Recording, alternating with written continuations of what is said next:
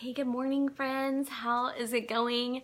Happy Monday. I'm so happy to be here with you and celebrating another Monday morning. We can just get to work and do God's work and be who we're supposed to be. And so I'm praying that your week is going to be awesome. Tell me how your weekend was. Who cares? Does anybody, how did you feel about the Patriots and the Eagles? I mean, it's so cool that the Eagles won. They were the underdog. I'm always rooting for the underdog. Of course, I like Tom Brady as a person, so don't boo me. But we got to photograph him and Giselle and a bunch of the Patriots a couple years ago, and they were really genuine and really sweet. But I'm not here to talk about that. Anyway, great to see you guys.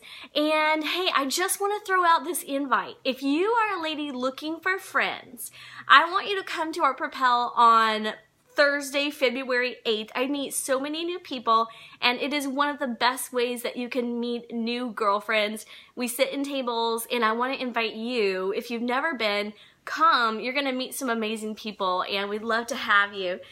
So that's my invitation for today. Now, listen, you might think, like, what are you doing? Yes, I just got back from the gym, and yes, I do have pearls on. Look at this. You're like, why are you wearing this outfit? Well, the reason I'm wearing this outfit is because we're talking about pearls today, the pearls of your life. Good morning, Crystal. Oh gosh, thank you. I just got back from the gym, so I'm still alive. That's good. But, you know, these beautiful pearls, they're pink pearls, were a gift from a friend. And I used to actually have two bracelets here.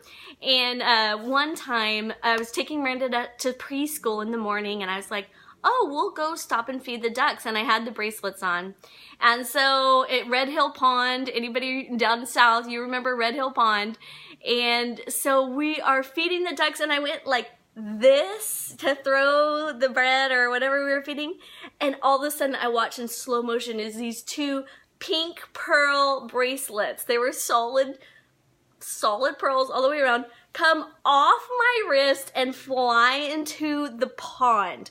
I was so upset. I was like, oh my gosh, I can't believe this just happened. And you know, you pray those prayers of great faith. Like, you know, in the Bible, Jesus, that fish that swam up with the coins, I'm just praying right now, he's going to swim up with my pearls. And, you know, and then I waited. It didn't happen, just so you know. And I guess God didn't have that in store for me that day. But, you know, I called, can we send the divers down to find them? And they were like, yeah, it's going to be $10,000 because they have to get all these shots. And I was like, oh, that hurt, you guys. I was like, oh. But, you know, the thing about pearls is they're so pretty. I mean, they're beautiful. We love pearls. But one thing we forget about pearls is they start with the irritant, right? They start with the irritation that comes into that environment, that grain of sand that makes things uncomfortable. And we end up with a beautiful pearl, but the beginning of the pearl is something that is irritating. It's something that's not where it's supposed to be.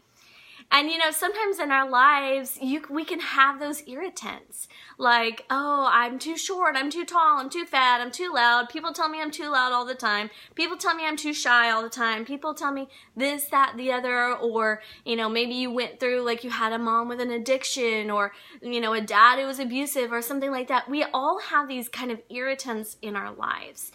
But the question becomes, when does that become the pearl in your life? When does that transition from the irritant to the pearl? And I had the privilege of listening to Bianca Olthoff speak multiple times this weekend, and I was thinking about this concept, and you know, she was talking about how she never fit in as a kid. She never fit in, you know, when she was growing up. She said, you know, she was overweight and this and couldn't read and different things, and it's like you see her now standing and speaking on the stage, and those exact same things that were the irritants in her life, now they're the pearl that she gets to show off how amazing the stuff that God did in her life is. And it also made me think of when my husband, the industry he was in before now you guys know him as an amazing photographer. He captures these moments. It's pretty cool. But before this, he sold pipe to new housing developments and water pipe and all kinds of different stuff. And I remember distinctly when it was the world of contractors and, you know, gruff men and stuff. And I remember distinctly his boss's wife said to me, you know, Damien's not cut out for this kind of work. She didn't say it like that. I'm saying a little more attitude. But she's like, Damien's just not cut out for this kind of work. And to me, I was really upset. I was hurt that she was saying this because she was also my friend. It hurt my feelings and it made me feel doubted, you know, and doubting Damien. But what happened is all of a sudden I started realizing you are right. His ability to see emotion and find emotion is not cut out for this world. It's cut out for a skill that God has put in him, and that he began to become this photographer that was able to capture the moments of emotion, and that's what he's known for. And so she was right. He was not cut out for that world, but that thing that was an irritant actually became the pearl in his life. So I have a couple of challenges for you today. Number one, I want to find out, I want you to think about what's the irritant in my life that became the pearl. Was it anxiety and now I've been set free? Is it I never fit in and now God's using that to make you a leader? Or was it they said I was too loud but now you're a speaker? Or they said I was too shy but now I learned how to grow in that and how to speak? I mean, there's a million things it could be. What is your irritant that is becoming your pearl? And I saw that Crystal said, yes, it is a process. It's so true. It's a long process. But here's the other thing I want to share with you. The second challenge is to help others find their pearl. First, we find our own pearl, but we give that pearl away. We share it with other people. But the really extension of this is helping other people find that pearl. The people around you, what is it that God is developing in their life that you want to bring to the surface, that maybe they don't see themselves as a leader and you're saying, come on, you are a leader, you can do this, or they don't see themselves as gifted or anointed or purposed or any of those things, and you're the one going to be helping them find this is the pearl of your life.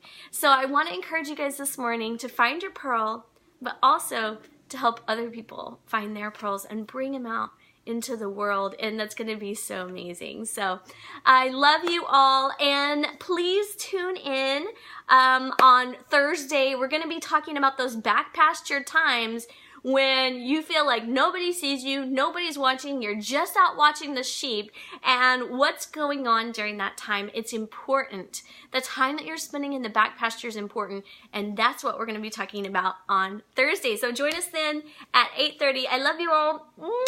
Have an awesome week, a week full of favor, blessing. You know, it's just going to be a good week for you. I'm believing there's going to be amazing things this week. May your minds be fierce and your hearts strong and your spirit very kind. Thank you, Crystal. I love you too. See you later. Bye.